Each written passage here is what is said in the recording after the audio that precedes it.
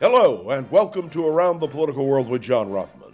I am your host, John Rothman. If you're a fan of the show, make sure to hit the follow button on the top right of Apple Podcasts, Spotify, or wherever you are listening at this very moment. When you hit follow, leave a review or share an episode with a friend. It helps other people discover the show, keeps us going. As I like to remind you each and every day, it expands our base. We have a lot to cover because this has been a busy political weekend. So let's begin with Mark Robinson, the Republican candidate for governor in one of the key critical states, North Carolina. Robinson has been accused by CNN after an intensive K-file report of, using language, describing himself as a black Nazi. I mean, you go on and on and on with Robinson, whose history of making statements that are, shall we say, less than genteel is in the books. He announced today that he is going to go on, that he's going after CNN, that he's innocent. Well, the simple truth is, if you watched, Donald Trump was in North Carolina this weekend. He never said a word about Mr. Robinson. He never appeared with Mr. Robinson. And Mr. Robinson appeared at a rally on the other side of the state. The Republicans have a problem.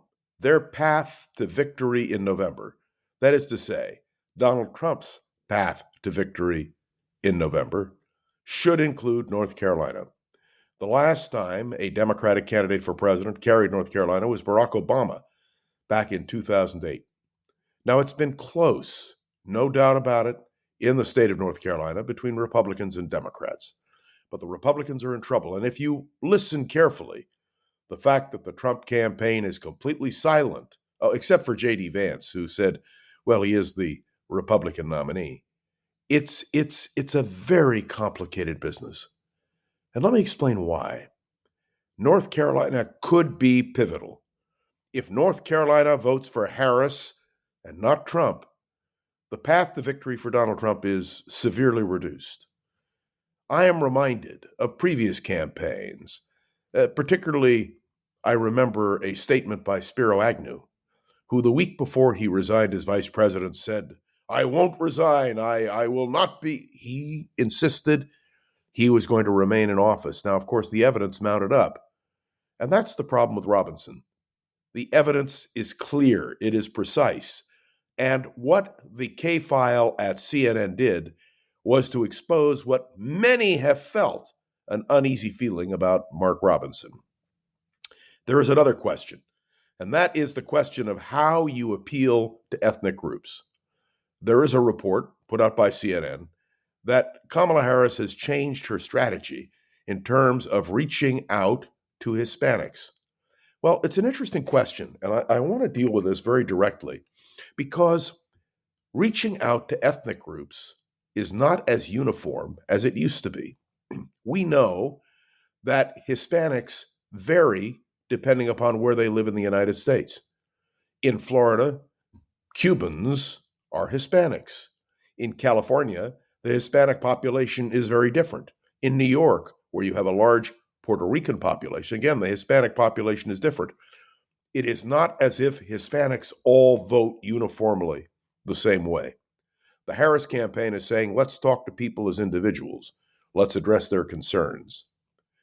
The African American community votes overwhelmingly for Democrats, but Republicans have evidently been trying to make inroads. I don't know that the Robinson case is going to help the Republicans with black voters, but I do know that there is a diversity of opinion. Same thing with Jews. By the way, did you hear Donald Trump say that if he loses the election, it'll be in part the fault of the Jews, because the Jews are voting overwhelmingly for the Democratic Party? Let me be clear about something. For Donald Trump to raise the canard that if he loses, it's the fault of the Jews is a very dangerous statement. Because if he loses, who will his supporters blame for his defeat? No, let me be clear. If Donald Trump loses the election, it'll be because of Donald Trump. Pure and simple. But as a Jew, I am deeply concerned about Donald Trump making the statement he made, as I would be concerned if he accused any ethnic group of being responsible for his defeat. Let's also talk for a moment about what's going on in the world. We know that Lebanon is a sore spot now in terms of what's going on in the Middle East. But let's be clear, Israel is not going after Lebanon. Israel is going after Hezbollah, that has been firing rockets into Israel since the day after the Gaza massacre. This is a serious question because the issue is not one of equality. Israel did not attack Lebanon. It attacked Hezbollah, who have seized a portion of Lebanon, and now what we are seeing is an escalation, which could turn into another war. And if it does, the Israelis will pursue this relentlessly. 80,000 Israelis, that's one estimate, have fled their homes in northern Israel. That's unacceptable. No country can allow itself to be under siege and have a mass population movement because people aren't safe.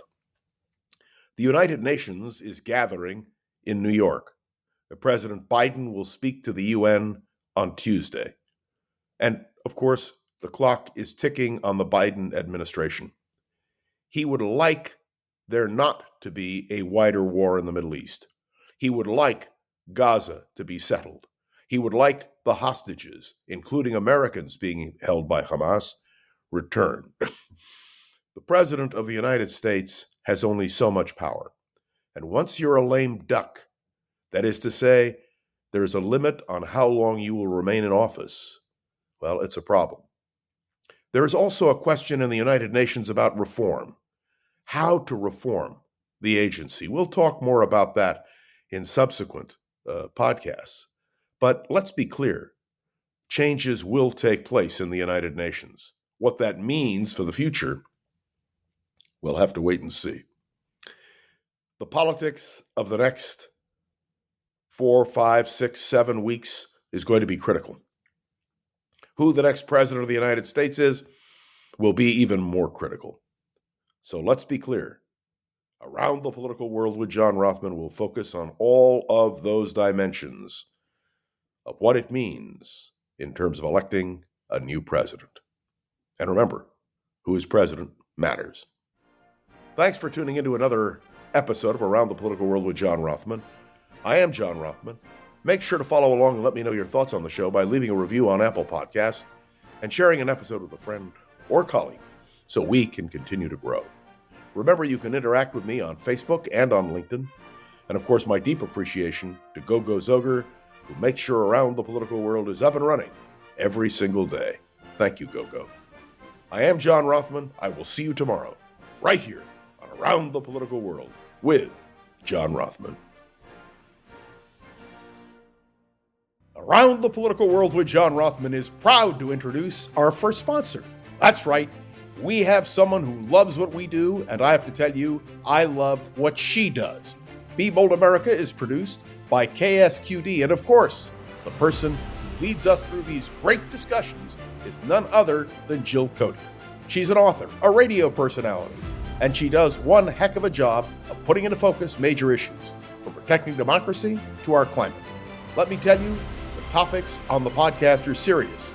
It's not for the faint of heart, but that's to say the show is for all of us. Be bold in America. In an election year, what can we do to increase discussion, debate, and the rest? I'll tell you what we can do.